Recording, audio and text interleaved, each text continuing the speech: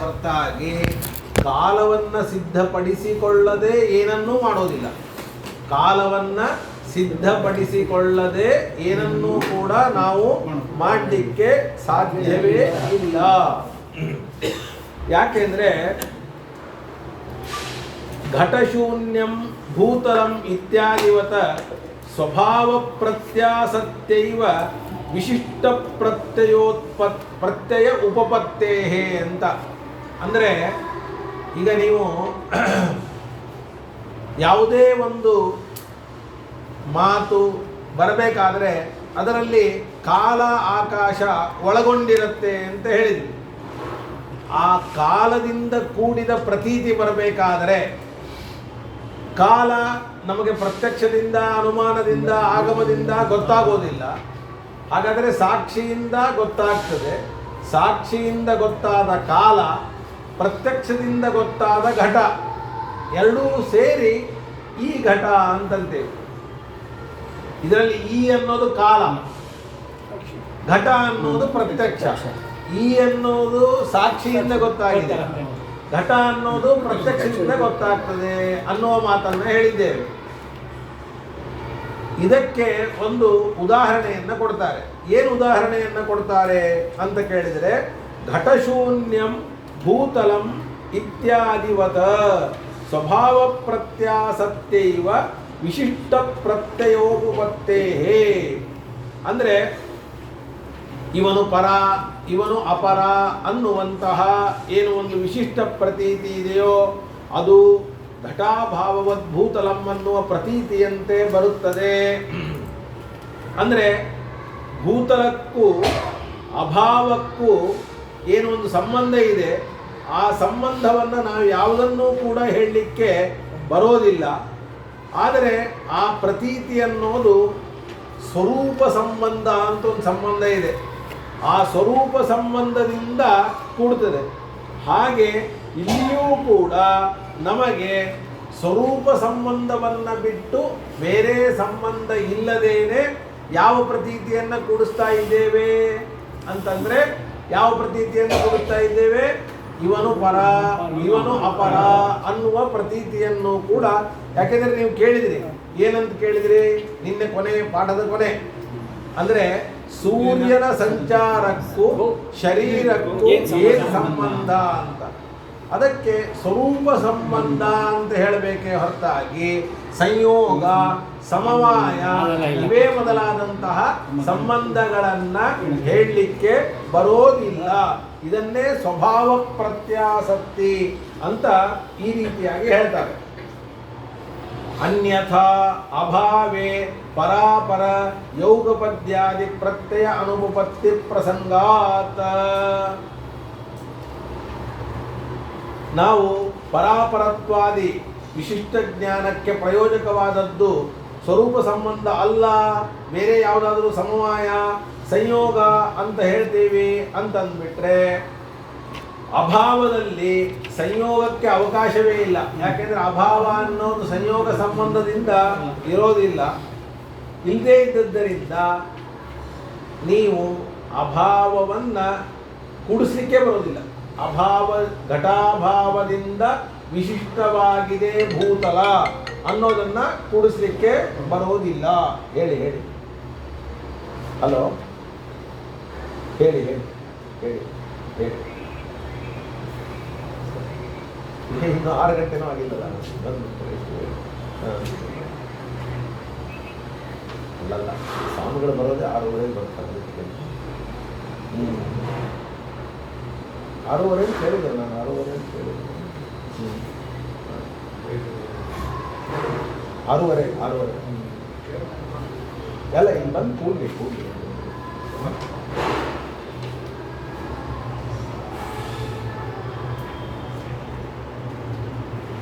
ಬನ್ನಿ ಸ್ವಲ್ಪ, ಅಲ್ಲ ಬೇಕಾದ್ರೆ ಬಂದು ದೇವ್ರ ಹತ್ರ ಕೂತಿರ್ಬೋದು, ಏನು ತೊಂದರೆ ಇಲ್ಲ. ಒಂದು ಸ್ವಲ್ಪ ಬಿಟ್ಟು ಬನ್ನಿ.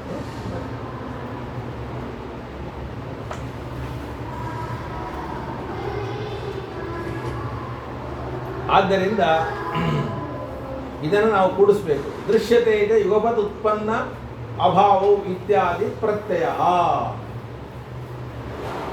ಇನ್ನು ಅತ್ರ ಸಂಬಂಧೆ ಬಾಧಕಾಭಾವ ನೈವಂ ಇತಿ ಚೇನ್ನ ಅನ್ಯ ಸಮವೇತತ್ವಸ್ಯೈವ ಬಾಧಕತ್ವಾತ್.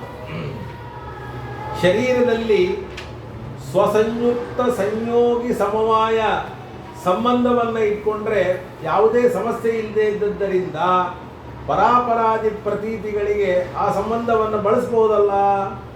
ಅಭಾವಕ್ಕೂ ಶರೀರಕ್ಕೂ ವ್ಯತ್ಯಾಸ ಇದೆ. ಅಭಾವ ಬೇಕಾದರೆ ಸ್ವರೂಪ ಸಂಬಂಧದಿಂದ ಹೇಳಿ, ಆದರೆ ಶರೀರಾದಿಗಳ ಬಗ್ಗೆ ಹೇಳಬೇಕಾದರೆ ಸ್ವಸಂಯುಕ್ತ ಸಂಯೋಗಿ ಸಮವಾಯ ಅನ್ನುವುದನ್ನು ಇಟ್ಕೊಳ್ಬೋದಲ್ಲ ಅಂತನ್ನುವಂತಹ ಒಂದು ಪ್ರಶ್ನೆ ಬಂದರೆ ಇದು ಕೂಡ ಸರಿಯಲ್ಲ. ಯಾಕೆ ಅಂದರೆ ಸೂರ್ಯನ ಚಲನೆ, ಸೂರ್ಯನ ಸಂಚಾರ ಇದು ಶರೀರಕ್ಕೆ ಸಂಬಂಧವಾಗಬೇಕಾದರೆ ಸೂರ್ಯ ಬಿಂಬದಲ್ಲಿ ಸೂರ್ಯನ ಕಿರಣ ಇದೆ ಅಥವಾ ಸೂರ್ಯನ ಬಿಂಬದಲ್ಲಿ ಚಲನೆ ಇದೆ. ಆ ಚಲನೆ ಅದನ್ನು ನಾವು ಶರೀರದ ಸಂಬಂಧವನ್ನು ಮಾಡಿಸಲಿಕ್ಕೆ ಸಾಧ್ಯವೇ ಇಲ್ಲ. ಸೂರ್ಯನ ಸಂಚಾರಕ್ಕೂ ಶರೀರಕ್ಕೂ ಸಂಬಂಧವನ್ನು ಮಾಡಿಸ್ಲಿಕ್ಕಾಗಲ್ಲ.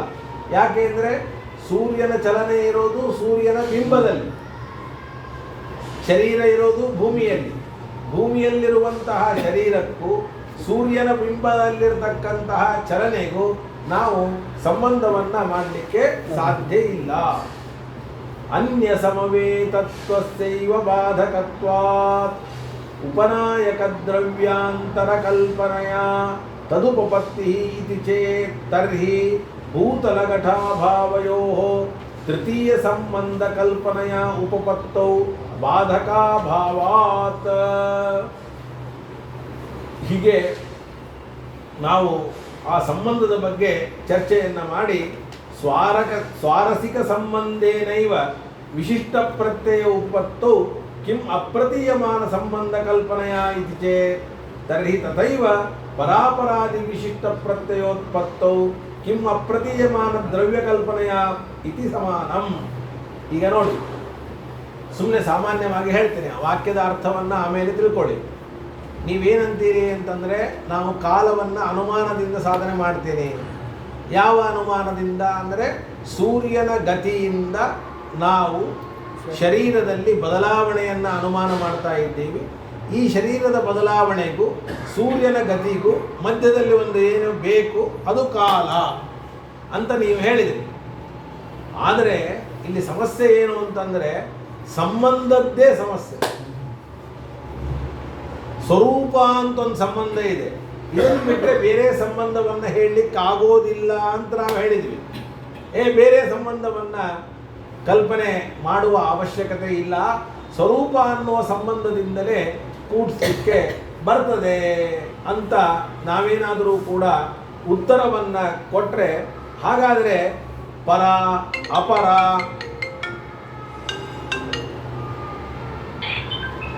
ಏನು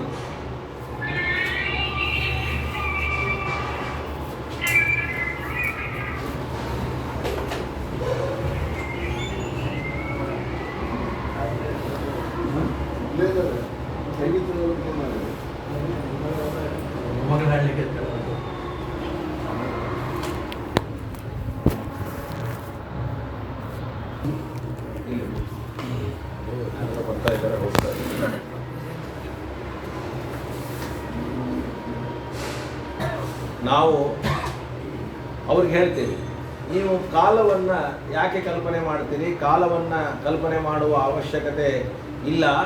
ಬೇರೆ ಯಾವುದರಾದಿಂದಲೂ ಕೂಡ ಪರತ್ವ ಮತ್ತು ಅಪರತ್ವಗಳನ್ನು ಕೂಡಿಸ್ಲಿಕ್ಕೆ ಬರ್ತದೆ.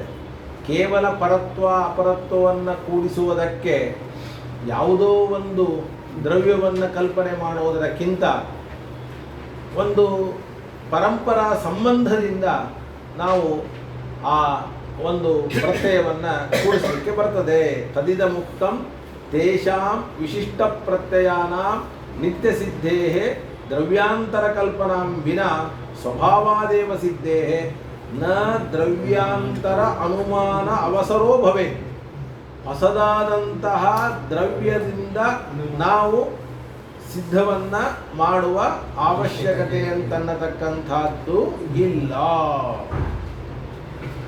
ತದನೇನ ಸ್ವರಸತಃ ಅಪ್ರತ್ಯಸನ್ನತ್ವೇ ಸತಿ ಇತಿ ವಿಶೇಷಣ ಸಿದ್ಧಿ ವಿಶಿಷ್ಟವ್ಯವಹಾರಜನಕತ್ವ ಮಾತ್ರಸ್ಯ ಚ ಅನೈಕಾಂತ್ಯಂ ಉಕ್ತಂ ಭವತಿ. ಇದು ಒಂದು ಅನುಮಾನವನ್ನು ನಾವು ಮೊದಲು ತಿಳ್ಕೋಬೇಕು. ಅನುಮಾನವನ್ನು ತಿಳಿದುಕೊಂಡ್ರೆ ಆ ಅನುಮಾನಕ್ಕೆ ದೋಷ ಏನು ಅಂತನ್ನೋದು ಗೊತ್ತಾಗ್ತದೆ. ಏನು ಅನುಮಾನ ಅಂತಂದರೆ ಸೂರ್ಯ ಪರಿಸ್ಪಂದಾಹ ಇದು ಪಕ್ಷ, ಸಂಬಂಧಾಂತರಂ ಅಪೇಕ್ಷಂತೆ ಇದು ಸಾಧ್ಯ, ಸ್ವರಸತೋ ಅಪ್ರತ್ಯಾಸನ್ನತ್ವೇ ಸತಿ ವಿಶಿಷ್ಟ ವ್ಯವಹಾರ ಜನಕತ್ವಾತ್ ಅನ್ನುವಂಥದ್ದು ಹೇತು. ಇದಕ್ಕೆ ಮೊದಲು ಅರ್ಥ ಹೇಳ್ತೇವೆ. ಸೂರ್ಯ ಪರಿಸ್ಪಂದ ಅನ್ನೋ ಶಬ್ದಕ್ಕೆ ಸೂರ್ಯನ ಗತಿ, ಪರಿಸ್ಪಂದ ಅಂದರೆ ಮೂವ್ಮೆಂಟ್, ಅಲಜಾಡುವಿಕೆ. ಸೂರ್ಯ ಪರಿಸ್ಪಂದ ಅಂದರೆ ಸೂರ್ಯನ ಚಲನೆ, ಇದು ಪಕ್ಷ. ಇದು ಏನಾಗಿದೆ ಅಂತಂದರೆ ಸ್ವರಸತೋ ಅಪ್ರತ್ಯಾಸನ್ನ ಅಂದರೆ ಸ್ವಾಭಾವಿಕವಾಗಿ ಅದು ಇನ್ನೊಂದನ್ನು ಸಂಬಂಧಪಟ್ಟಿಲ್ಲ. ಕೆಲವು ತನ್ನಷ್ಟಕ್ಕೆ ತಾನೇ ಸಂಬಂಧಪಟ್ಟದ್ದಿರುತ್ತೆ, ಕೆಲವು ಸಂಬಂಧ ಆಗಬೇಕು. ಯಾವುದಕ್ಕೆ ತನ್ನಷ್ಟಕ್ಕೆ ತಾನೇ ಸಂಬಂಧ ಇದೆಯೋ ಅದಕ್ಕೆ ಸ್ವರೂಪ ಸಂಬಂಧ ಅಂತ ಕರೀತಾರೆ. ಅದಕ್ಕೇನಂತ ಕರೀತಾರೆ? ಇಲ್ಲ ಅಂದರೆ ಸಂಯೋಗ, ಸಮಮಾನ, ಬೇರೆ ಬೇರೆ ಬೇರೆ ಬೇರೆ ಬೇರೆ ಎಲ್ಲ ಸಂಬಂಧಗಳನ್ನು ಹೇಳ್ತೇವೆ. ಹಾಗಾದರೆ ಸೂರ್ಯನ ಸಂಚಾರಕ್ಕೂ ಮತ್ತು ಶರೀರಕ್ಕೂ ಅಥವಾ ಬೇರೆ ಯಾವುದಕ್ಕೋ ಸಂಬಂಧ ನಾವು ಹೇಳಬೇಕು ಅಂತಂದರೆ ಯಾಕೆ ಹೇಳಬೇಕು? ಸಂಬಂಧಾಂತರಂ ಅಪೇಕ್ಷತೆ. ಏನಂತೆ? ಬೇರೆ ಸಂಬಂಧವನ್ನು ಅಪೇಕ್ಷೆ ಪಡುತ್ತವೆ. ಸೂರ್ಯನ ಸಂಚಾರಗಳು ಬೇರೆ ಸಂಬಂಧವನ್ನು ಅಪೇಕ್ಷೆ ಪಡುತ್ತವೆ. ಯಾಕೆ ಅಂದರೆ ಅದಕ್ಕೆ ಸ್ವಾಭಾವಿಕವಾದ ಸಂಬಂಧ ಅನ್ನೋದು ಇಲ್ಲ, ಆದರೆ ವಿಶಿಷ್ಟ ಪ್ರತ್ಯಯ ಇದೆ. ಏನಿದೆ? ವಿಶಿಷ್ಟ ಪ್ರತ್ಯಯ ಇರಬೇಕಾದ್ರೆ ಆ ವಿಶಿಷ್ಟ ಅಂತ ಅನ್ನೋದು ಬರಬೇಕಾದ್ರೆ ಸಂಬಂಧ ಇರಬೇಕು. ಸಂಬಂಧ ಇದ್ದರೆ ವಿಶಿಷ್ಟ, ವಿಶೇಷಣ, ವಿಶೇಷ ಎರಡೂ ಸೇರಬೇಕು. ಎರಡೂ ಸೇರಬೇಕಾದ್ರೆ ಸಂಬಂಧ ಬೇಕು. ಆ ಸಂಬಂಧ ಎರಡು ಥರದ್ದು, ಒಂದು ಸ್ವಾಭಾವಿಕವಾಗಿ, ಒಂದು ಅಸ್ವಾಭಾವಿಕವಾಗಿ. ಸ್ವಾಭಾವಿಕವಾಗಿ ಇದೆ ಅಂದರೆ ನಾವು ಇನ್ನೊಂದು ಸಂಬಂಧವನ್ನು ಅಪೇಕ್ಷೆ ಮಾಡುವ ಅವಶ್ಯಕತೆ ಇಲ್ಲ. ಸ್ವಾಭಾವಿಕವಾಗಿ ಇಲ್ಲ ಅಂದಾಗ ಮಾತ್ರ ಇನ್ನೊಂದು ಸಂಬಂಧದ ಅಪೇಕ್ಷೆ ಇದೆ. ಅದಕ್ಕೆ ಇಲ್ಲೇನು ಹೇಳ್ತಾ ಇದ್ದಾರೆ? ಸಂಬಂಧಾಂತರಂ ಅಪೇಕ್ಷಂತೆ. ಬೇರೆ ಸಂಬಂಧವನ್ನು ಅಪೇಕ್ಷೆ ಮಾಡ್ತದೆ. ಯಾಕೆ ಇನ್ನೊಂದು ಅಪೇಕ್ಷೆ ಮಾಡ್ತದೆ ಅಂತಂದರೆ ಇದು ಸ್ವರೂಪತಃ ನಮಗೆ ತೋರ್ತಾ ಇಲ್ಲ, ಆದರೆ ವಿಶಿಷ್ಟ ಪ್ರತ್ಯಯ ನಮಗೆ ಬರ್ತಾ ಇದೆ ಅಂತನ್ನುವಂತಹ ಒಂದು ಅನುಮಾನವನ್ನು ಮಾಡ್ತಾ ಇದ್ದಾರೆ. ಈ ಅನುಮಾನದಲ್ಲಿ ಹೇತು ಏನು ಮಾಡಿದ್ದಾರೆ ಅಂತಂದರೆ ಸ್ವರಸತೋ ಅಪ್ರತ್ಯಾಸನ್ನತ್ವೇ ಸತಿ ವಿಶಿಷ್ಟ ವ್ಯವಹಾರ ಜನಕತ್ವಾತ್ ಅಂತ ಮಾಡಿದ್ದಾರೆ. ವಿಶಿಷ್ಟ ವ್ಯವಹಾರ ಜನಕತ್ವಾತ್ ಅನ್ನೋದು ಇಷ್ಟೇ ಸಾಕು. ಸ್ವರಸತಃ ಅಪ್ರತ್ಯಾಸನ್ನತ್ವ ಅನ್ನೋದು ಯಾಕೆ ಬೇಕು ಅಂತನ್ನುವಂತಹ ಒಂದು ಪ್ರಶ್ನೆ ಬರುತ್ತೆ. ಅದಕ್ಕೆ ಆ ವಿಶೇಷಣದ ಒಂದು ಕೃತ್ಯ ಏನು ಅಂದರೆ ಸ್ವರಸತೋ ಅಪ್ರತ್ಯಾಸನ್ನತ್ವ ಎನ್ನುವ ವಿಶೇಷಣ ಅನ್ನುವುದು ಸೂರ್ಯನ ಪರಿಸ್ಪಂದದಲ್ಲಿ ಇಲ್ಲ. ಆದ್ದರಿಂದ ವಿಶೇಷಣ ಸಿದ್ಧಿ ಎನ್ನುವಂತಹ ದೋಷವು ಬರುತ್ತದೆ. ಅದಕ್ಕೋಸ್ಕರವಾಗಿ ಏನು ಮಾಡಬೇಕು ಅನ್ನುವಂತಹ ಪ್ರಶ್ನೆ ಬಂದರೆ ನೋಡಿ, ಅದನ್ನೇ ಹೇಳ್ತಾ ಇದ್ದಾರೆ. ಸ್ವರಸತೋ ಅಪ್ರತ್ಯಾಸನ್ನತ್ವೇ ಸತಿ ಇತಿ ವಿಶೇಷಣ ಅಸಿದ್ಧಿ ವಿಶಿಷ್ಟ ವ್ಯವಹಾರ ಜನಕತ್ವ ಮಾತ್ರಸ್ಯ ಚ ಅನೈಕಾಂತ್ಯಂ ಉಕ್ತಂ ಭವತಿ. ಅದನ್ನು ಕೈ ಬಿಟ್ಟರೆ ವ್ಯಭಿಚಾರ, ಅದನ್ನು ಇಟ್ಕೊಂಡ್ರೆ ಅಸಿದ್ಧಿ. ಅಂತೂ ದೋಷ ಅಂತನ್ನತಕ್ಕಂಥದ್ದು ತಪ್ಪಿದ್ದು ಅಲ್ಲ ಅನ್ನುವಂತಹ ಒಂದು ಮಾತನ್ನು ಇಲ್ಲಿ ನಮಗೆ ಹೇಳ್ತಾ ಇದ್ದಾರೆ. ಇನ್ನು ಇದು ಸುಮಾರು ಬಹಳ ಮುಂದುವರಿತದೆ, ಇಷ್ಟಕ್ಕೆ ನಿಲ್ಲೋದಿಲ್ಲ. ಒಂದೊಂದು ನಾ ಹೇಳಿದ ಆಕಾಶದ್ದೆಲ್ಲ ಒಂದೊಂದು ಸ್ಟೆಪ್ ಮಾಡ್ಕೊಂಡಿದ್ವಿ ನಾವು. ಒಂದು ಅನುಮಾನ, ಆಮೇಲೆ ಮತ್ತೆ ಅದಕ್ಕೆ ದೋಷ, ಹಾಗೆ ಇದನ್ನೂ ಕೂಡ ನಾವು ಬೈಫರ್ಕೇಶನ್ ಮಾಡ್ಕೋಬೇಕು, ಬೇರೆ ಬೇರೆ ಬೇರೆ ಬೇರೆ ಮಾಡ್ಕೊಂಡು. ಅದರಷ್ಟೇ ದೊಡ್ಡದಿದೆ ಇದು. ಬೇಕಾದ್ರೆ ಇನ್ನೊಂದ್ಸಲಿ ನಾನು ಅದನ್ನು ವಿವರಣೆ ಕೊಡ್ತೀನಿ ಅವಸರ ಆದರೆ. ಆಕಾಶದ್ದು ತುಂಬ ವಿಸ್ತಾರವಾಗಿ ಅವಸರ ಮಾಡಲಿಲ್ಲ. ಮತ್ತೆ ಇದನ್ನು ಕಾಲದ್ದು ಕೂಡ ಇನ್ನೂ 10 ಪೇಜ್ ಇದೆ, 20 ಪೇಜ್ ಇದ್ರೆ ಇನ್ನೂ ಸಂತೋಷ. ಅಂದರೆ ನಾವು ಅನುಮಾನದಿಂದ ಕಾಲವನ್ನು ಸಾಧನೆ ಮಾಡ್ತೀವಿ, ಸಾಕ್ಷಿ ಬೇಡ. ಸೇಮ್ ಆಕಾಶಕ್ಕೆ ಹೆಂಗೋ ಅದೇ ತರಹನೇ, ಬೇರೆ ಯಾವುದೂ ಇಲ್ಲ, ಅದೇ ತರಹನೇ.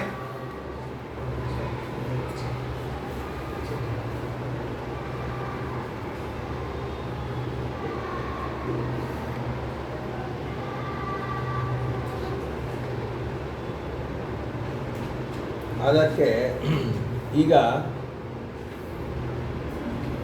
ಅವರು ನಮಗೆ ವಿಶಿಷ್ಟ ಪ್ರತೀತಿ ಬರ್ತದೆ. ವಿಶಿಷ್ಟ ಪ್ರತೀತಿ ಬಂದಾಗ ಆ ವಿಶಿಷ್ಟ ಪ್ರತೀತಿಯನ್ನು ನಿರ್ವಾಹ ಮಾಡೋದಕ್ಕೆ ಒಂದು ಸಂಬಂಧ ಬೇಕು. ಸಂಬಂಧ ಇಲ್ಲದೆ ವಿಶಿಷ್ಟ ಪ್ರತೀತಿಯನ್ನು ನಿರ್ವಾಹ ಮಾಡಲಿಕ್ಕೆ ಬರೋದಿಲ್ಲ. ಆ ಸಂಬಂಧ ಯಾವುದು ಅನ್ನೋದರ ಬಗ್ಗೆ ಈಗ ಚರ್ಚೆ. ಅದಕ್ಕೊಂದು ಉದಾಹರಣೆ ಘಟಾಭಾವವದ್ ಭೂತಲಂ. ಉದಾಹರಣೆ ಯಾವುದು? ಘಟಾಭಾವ ಉಳ್ಳದ್ದು ಭೂತಲ. ಇದೊಂದು ವಿಶಿಷ್ಟ ಜ್ಞಾನ. ಭೂತಲ ಇದು ವಿಶೇಷ, ಘಟಾಭಾವ ವಿಶೇಷಣ. ಘಟಾಭಾವದಿಂದ ಕೂಡಿದ್ದು ಭೂತಲ. ಹಾಗಾದರೆ ಘಟಾಭಾವಕ್ಕೂ ಭೂತಲಕ್ಕೂ ಏನು ಸಂಬಂಧ? ಯಾವ ಸಂಬಂಧದಿಂದ ನಮಗೆ ಈ ವಿಶಿಷ್ಟ ಜ್ಞಾನ ಬರ್ತಾ ಇದೆ ಅನ್ನುವುದರ ಚರ್ಚೆ. ಇದನ್ನು ನಾವು ಅರ್ಥ ಮಾಡಿಕೊಂಡ್ರೆ ಪರತ್ವ ವಿಶಿಷ್ಟನಾದವನು ನೀನು, ಅಪರತ್ವ ವಿಶಿಷ್ಟನಾದವನು ಅವನು ಅನ್ನುವುದನ್ನು ಅರ್ಥ ಮಾಡಿಕೊಳ್ಳಿಕ್ಕೆ ಬರುತ್ತೆ. ಅದು ಮುಂದಿನ ಸ್ಟೆಪ್. ಇಲ್ಲಿ ಏನು ಸಮಸ್ಯೆ ಇದೆ ನಿಮಗೆ ಅಂದರೆ, ಈಗ ಪುಸ್ತಕದಿಂದ ಕೂಡಿದ್ದು ಮೇಜು, ಟೇಬಲ್ಲು ಅಂದ್ಬಿಟ್ರೆ ಬಹಳತ್ತು ನಿಮಗೆ ಬೇಕಾಗಿಲ್ಲ. ಯಾಕೆ ಅಂದರೆ ಪುಸ್ತಕಕ್ಕೂ ಟೇಬಲ್ಗೂ ಸಂಬಂಧ. ಏನು ಸಂಬಂಧ? ಸಂಯೋಗ. ಹಾಗಾದರೆ ಪುಸ್ತಕದಿಂದ ವಿಶಿಷ್ಟವಾಗಿದೆ ಟೇಬಲ್. ಇದನ್ನು ತಿಳ್ಕೊಳ್ಳಿಕ್ಕೆ ಯಾರಿಗೂ ಕೂಡ ಕಷ್ಟನೂ ಆಗೋದಿಲ್ಲ, ಸಂಬಂಧವೂ ಕೂಡ ಕೂಡಿಬಿಡ್ತದೆ. ಹಾಗೆಯೇ ಅಭಾವದಿಂದ ಕೂಡಿದ್ದು ಭೂತಲ ಅಂದರೆ ಇಲ್ಲೊಂದು ಸಮಸ್ಯೆ ಇದೆ. ಏನು ಸಮಸ್ಯೆ ಇದೆ ಅಂದರೆ, ಪುಸ್ತಕಕ್ಕೂ ಟೇಬಲ್ಲಿಗೂ ಸಂಯೋಗ ಸಂಬಂಧ ಹೇಳಿದಂತೆ ಭೂತಲಕ್ಕೂ ಅಭಾವಕ್ಕೂ ಸಂಯೋಗ ಸಂಬಂಧ ಹೇಳಲಿಕ್ಕೆ ಆಗೋದಿಲ್ಲ. ಎಷ್ಟು ಸಮಸ್ಯೆ ಇದೆ ಅಂತಂದರೆ, ಆ ಸಮಸ್ಯೆಗಳನ್ನು ನಿಮ್ಮ ಮುಂದೆ ಇಡ್ತೀನಿ. ಮೊದಲು ಏನು ಸಮಸ್ಯೆ ಇಡ್ತೀನಿ ಅಂತಂದರೆ, ಅಭಾವ ಇದೆ. ಮೊದಲನೇದ್ದು ನಮಗೆ ಅಭಾವ ಗೊತ್ತಾದದ್ದು ಹೇಗೆ? ಮೊದಲನೇ ಸಮಸ್ಯೆ. ಕಣ್ಣಿನಿಂದ ಗೊತ್ತಾಗ್ತದೆ, ಕಣ್ಣಿನಿಂದ ಗೊತ್ತಾಗುವುದಿಲ್ಲ. ಗೊತ್ತಾಗ್ತದೆ ಅಂತ ಆಮೇಲೆ ಹೇಳ್ತೀವಿ. ನಾ ಹಿಂಗೆ ಕಣ್ಣು ತೆಗೆದು ನೋಡಿದೆ, ಘಟ ಇಲ್ಲ ಅಲ್ರಿ, ಘಟ ಇಲ್ಲ ಅಲ್ಲ, ಘಟ ಇಲ್ಲ ಅಲ್ಲ, ಅಭಾವ ಇದೆ. ಒಂದು ನಿಮಿಷ ಯಾಕೆ ಅವಸರ ಮಾಡ್ತೀರಿ? ನಾನು ನೋಡಿದಾಗ ನನಗೆ ಏನು ಕಾಣಿಸ್ತು? ಭೂತಳ ಅಲ್ಲಿ ನೆಲ ಕಾಣಿಸ್ತಾ ಇದೆ, ಟೈಲ್ಸ್ ಕಾಣಿಸ್ತಾ ಇದೆ, ನನಗೆ ಟೈಲ್ಸ್ ಕಾಣಿಸ್ತಾ ಇದೆ. ನೀವೇನಂತೀರಿ? ಅಭಾವ ಕಾಣಿಸ್ತಾ ಇದೆ ಅಂತಂತ ಇದ್ದೀರಿ. ಅಭಾವ ಕಾಣಿಸ್ತಾ ಇಲ್ಲ. ಒಂದ ಗೋಡೆ ಕಾಣಿಸ್ತದೆ, ಒಂದ ಟೈಲ್ಸ್ ಕಾಣಿಸ್ತದೆ, ಒಂದ ಮತ್ತೊಂದು ಕಾಣಿಸ್ತಾ ಇದೆ. ಹಾಗಾದ್ರೆ ಅಭಾವ ಜ್ಞಾನ ಹೇಗೆ? ಇದು ಮೊದಲನೇ ಪ್ರಶ್ನೆ.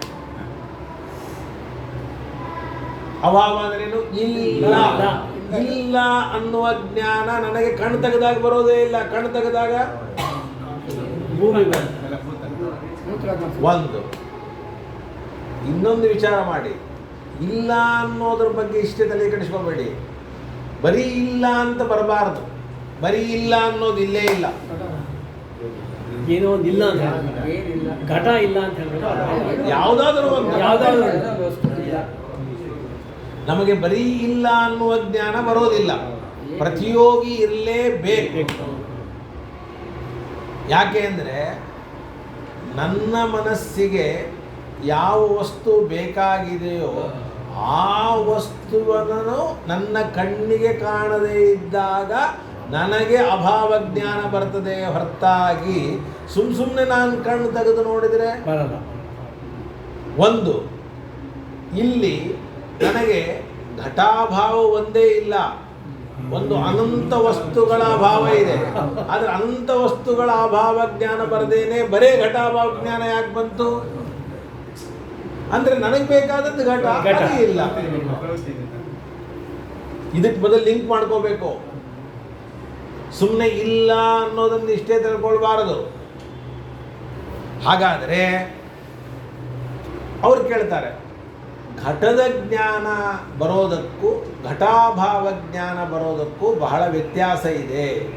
ಘಟದ ಜ್ಞಾನ ಅದು ಸರಳವಾಗಿ ಬಂದ್ಬಿಡ್ತದೆ, ಯಾಕೆಂದರೆ ನಮ್ಮ ಇಂದ್ರಿಯ ಘಟಕ್ಕೆ ಸನ್ನಿಕರ್ಷ ಆಗ್ತದೆ, ಬಂದ್ಬಿಡ್ತದೆ. ಆದರೆ ಅಭಾವಕ್ಕೆ ಇಂದ್ರಿಯ ಸನ್ನಿಕರ್ಷ ಆಗುವ ಬಗೆ ಹೇಗೆ? ಇದೇ ದೊಡ್ಡ ಸಮಸ್ಯೆ. ಹೆಂಗೆ ಬರ್ತದೆ?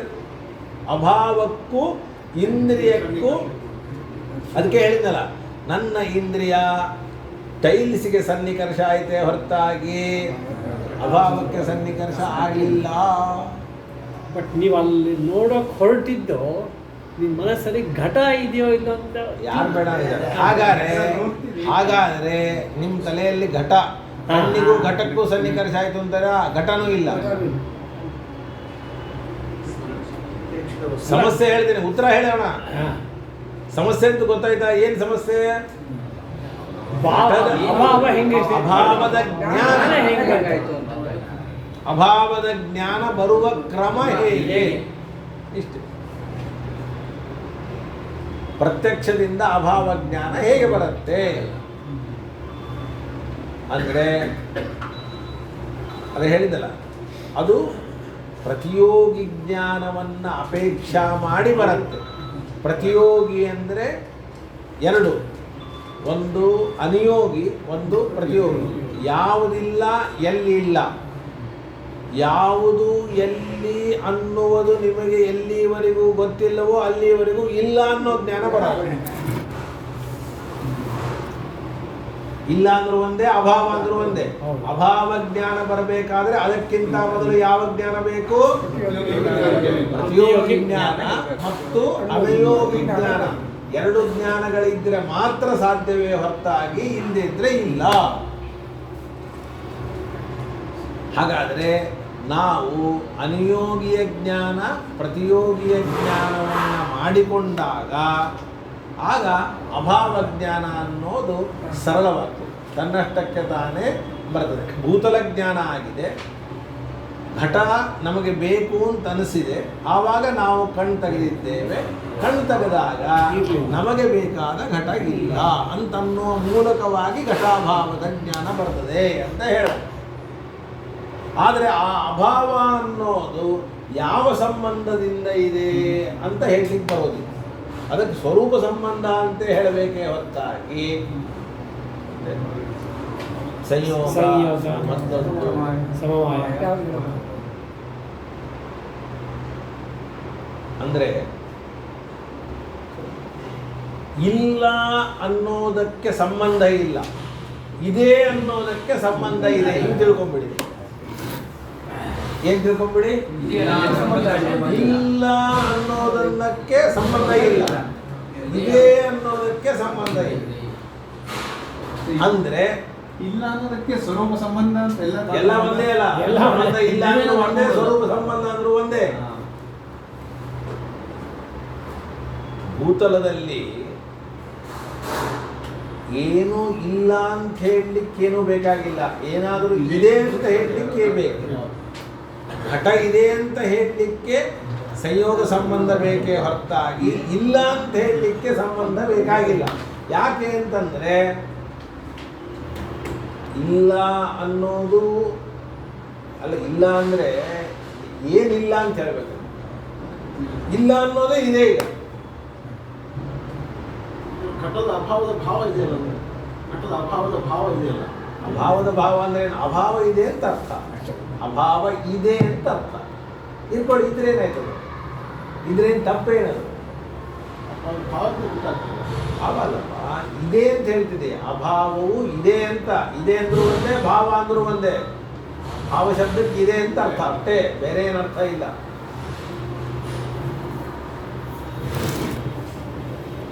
ಒಟ್ಟು ಅಭಿಪ್ರಾಯ ಎಷ್ಟು ತಿಳ್ಕೊಳ್ಳಿ. ಗೊತ್ತಾಯ್ತಾ ನಾ ಹೇಳಿದ್ದು?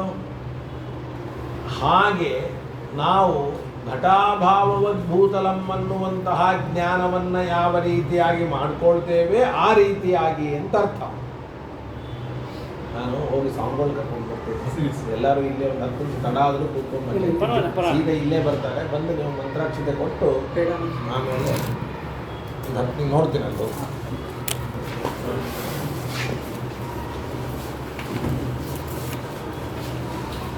ಯಾರು ಹೋಗ್ಬೇಡಿ. ಒಂದು ಲೈನ್ ಹಾಂ ಒಂದು ಲೈನ್ ಹೌದು ಡಿಸಿಪ್ಲಿನ್ಡಾಗಿ ಬನ್ನಿ, ಡಿಸಿಪ್ಲಿನ್ಡಾಗಿ ಬನ್ನಿ ಅಂತ ಹೇಳಿ ಎಲ್ಲರಿಗೂ. ಲೈನಾಗಿ ಡಿಸಿಪ್ಲಿನ್ದಾಗ ಬರಬೇಕು, ಹೌದು, ಎಲ್ಲ ಲೈನಾಗಿ ಬರಬೇಕು. ಎಸ್ ತೊಗೊಂಬಿಡಿ ಅದು. ಇನ್ನೇನು